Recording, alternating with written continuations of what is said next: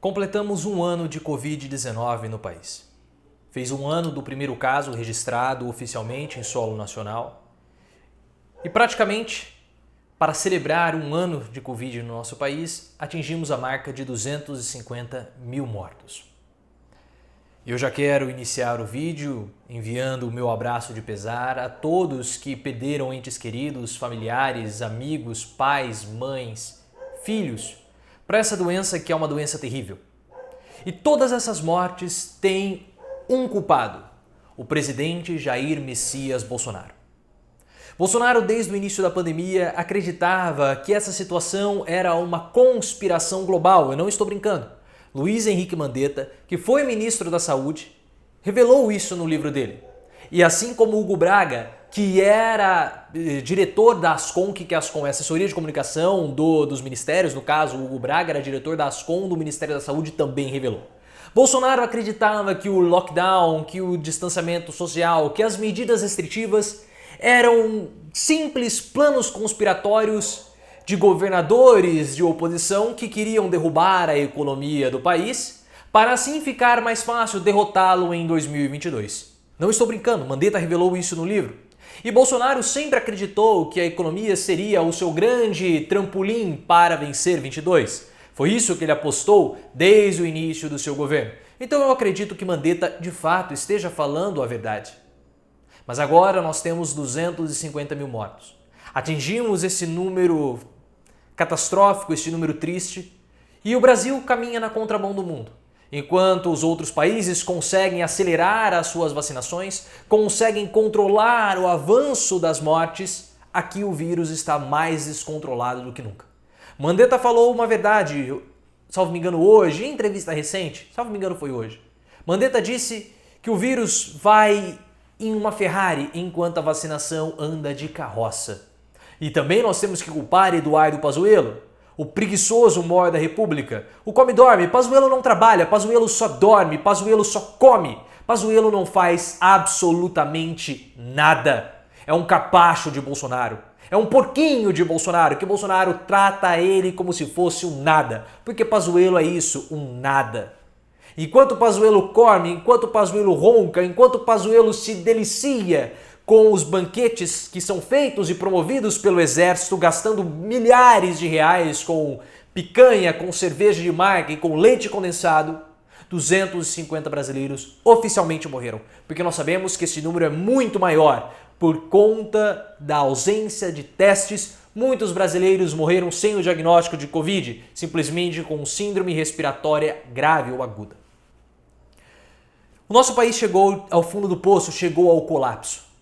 A cepa de Manaus também está completamente fora de controle. Eu vou apresentar para vocês as notícias de hoje sobre o descontrole da pandemia no Brasil.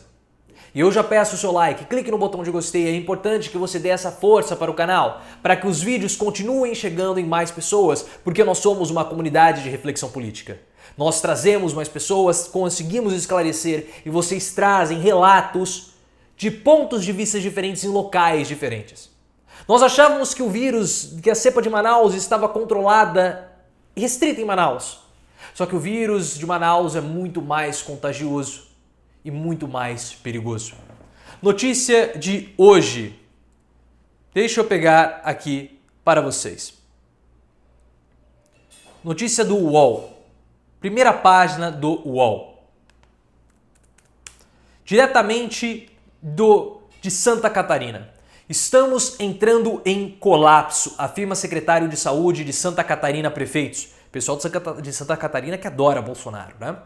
Preciso informar a todos que a situação da pandemia deteriorou no estado todo e é exemplo do que acontece nas regiões mais a oeste, estamos entrando em colapso. É assim que o secretário estadual de Saúde de Santa Catarina, André Mota Ribeiro, começa uma mensagem enviada a prefeitos de todo o estado em que pede medidas emergenciais para diminuir significativamente a circulação das pessoas em razão do agravamento da pandemia do coronavírus no estado. Vocês acham que é só Santa Catarina? Não, não é só Santa Catarina. Estou enxergando o pico do Everest, diz secretária do Rio Grande do Sul. Então Santa Catarina e Rio Grande do Sul também estão numa situação muito complicada. O Rio Grande do Sul corre o risco de ficar sem leitos de UTI para pacientes com Covid-19, alertou a secretária de Saúde, Arita Bergman. Hoje o estado tem ocupação de leitos superior a 90% e anunciou novas medidas para tentar desafogar o sistema de saúde. E deixa eu explicar para vocês, antes de mostrar a respeito da Bahia também, como funciona essa questão de UTI Covid, porque às vezes chegam uns metidos aí inteligentinhos, como o Samidana, que adoram provocar desinformação no pânico. Ah, mas o pessoal fala que os leitos de UTI estão lotados. Quanto que era a marca antes? A marca antes do UTI Covid era 0, Samidana. Porque como que funciona a divisão dos leitos de UTI? Você tem os leitos de UTI reservados exclusivamente para Covid e os leitos de UTI que nós podemos chamar de leitos de UTI normais. Você não pode colocar os mesmos pacientes dividindo o mesmo espaço, porque caso contrário, um paciente de Covid transmite a doença para o paciente que está lá precisando de um leito de UTI porque teve um infarto. Então o que nós falamos é somente a ocupação dos leitos de UTI Covid. Essa é a questão. Você não pode misturar os dois pacientes. Espero que isso tenha ficado claro. Então, quando você começa a ter uma ocupação alta nos leitos de UTI, você não consegue atender os pacientes na UTI, você acaba dificultando a sobrevida desse paciente e, inclusive, o próprio tratamento. Mas se você acha que a Covid está limitada somente na região sul, não, engano seu, porque o estado da Bahia também está completamente colapsado. Brasil vai mergulhar no caos em 2 semanas, diz governador da Bahia. Com fila em UTIs, Bahia suspenderá atividades não essenciais no final de semana. Eu vou ler para vocês o que o Rui Costa disse. Brasil vai mergulhar no caos em 2 semanas por causa da Covid-19, diz o governador da Bahia. Tudo isso em reportagem da Folha de São Paulo com o UOL. Rui Costa afirma que pressão sobre o sistema de saúde nunca foi tão dramática e que o vírus agora mata mais. O governador da Bahia prevê que a saúde vai colapsar no Brasil, que saúde vai colapsar e o Brasil mergulhará no caos em 2 semanas. Ele fez a afirmação à coluna, no caso da Mônica Bergamo, depois de anunciar a suspensão de todas as atividades não essenciais no estado no fim de semana para tentar conter a disseminação do novo coronavírus. Já estamos vendo um problema que se agravará no país todo, no Rio Grande do Sul, na Bahia, no Ceará. Nunca tivemos uma situação igual, porque o que aconteceu? Nós tivemos o final de ano. As pessoas se aglomeraram. Lembra do Stanley, aquele que infelizmente faleceu, o apresentador de televisão, estilo Siqueira Júnior, em Minas Gerais? O que o Stanley falou? Não, eu quero aglomerar, eu vou lá com os meus pais, ninguém vai impedir de ver os meus pais. Morreu. Por conta das festas de final de ano, nós tivemos um janeiro muito pesado, porque as pessoas viajaram, as pessoas se aglomeraram, as pessoas transmitiram o vírus umas para as outras. E logo em seguida veio o carnaval. As pessoas também aglomeraram no carnaval. As pessoas perderam completamente a noção, elas já estão cansadas. Elas não aguentam mais porque faz 1 ano que nós estamos com medidas restritivas e algumas pessoas já pegaram o vírus. E pelo fato de já terem contraído a doença, de já terem tido a doença, eles acham que não pegam mais e são errados. Porque mesmo que você possa apresentar sintomas mais brandos, se bem que tem pessoas que já morreram por reinfecção do vírus, se você tem o vírus, mesmo que você não manifeste a doença, tem sintomas mais brandos, você pode transmitir. Então a situação está fora de controle. São Paulo já decretou toque de recolher a partir da próxima sexta-feira, das 11 até as 5 da manhã, até meados do mês de março. Tudo isso são tentativas que os governadores estão tentando fazer para conter o vírus, porque Bolsonaro não faz absolutamente nada. Ele quer que as pessoas morram porque ele precisa do auxílio emergencial, ele precisa que o país continue no caos. E para piorar toda a situação, uma parcela da oposição quer justamente que esse cenário da pandemia continue no nosso país. Eles não querem o impeachment, porque eles acham que dessa forma o Bolsonaro ele sangra até 2022, fica enfraquecido para disputar a eleição. Só que esse é um cálculo eleitoral burro, é estúpido, porque leva em consideração as nossas mortes. Somos nós que estamos sangrando. São as nossas vidas que são deixadas para cálculo eleitoral da oposição.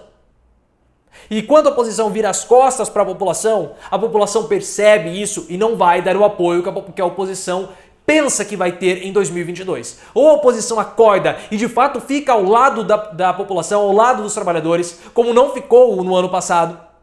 A oposição não endossou de modo contundente as manifestações das torcidas de futebol em favor do impeachment e nem as manifestações dos trabalhadores. O Guilherme Boulos esteve lá, o Carlos Gianazzi também esteve lá. E agora, nesse momento, que é o momento mais crítico, que o país acelera o número de mortos, a oposição não faz nada. E para piorar, o governo pode boicotar as nossas medidas que liberariam os estados e as prefeituras, os governadores e os prefeitos de comprarem a vacina por conta própria, porque nós temos um plano de vacinação completamente inútil feito por Eduardo Pazuello. O Ministério da Saúde é tão incompetente, mas tão incompetente, que eles mandaram as vacinas para o Amapá, ao invés de mandar para a Amazônia, para o estado do Amazonas, para Manaus. Eles devem ter visto lá, esse lote vai para a M, e acharam que a M era a abreviatura de Amapá, ao invés de Amazonas.